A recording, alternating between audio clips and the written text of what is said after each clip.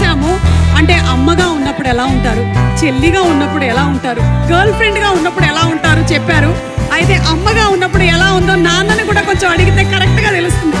చెల్లిగా ఉన్నప్పుడు ఎలా ఉందో వాళ్ళ ఆయన అడిగితే కరెక్ట్గా చెప్తాడు. కాబట్టి ఎస్, చూద్దాము ఈ స్ప్లిట్ పర్సనాలిటీ డిసార్డర్ ఓన్లీ ఈ అమ్మాయికి మాత్రమే ఉందా, లేకపోతే దర్శక్ కూడా సినిమాలో ఉందా అనేది జూలై 19th థియేటర్లో రిలీజ్ అయిన తర్వాత మనకు తెలుస్తుంది. And Nabha, a very very hearty welcome to you.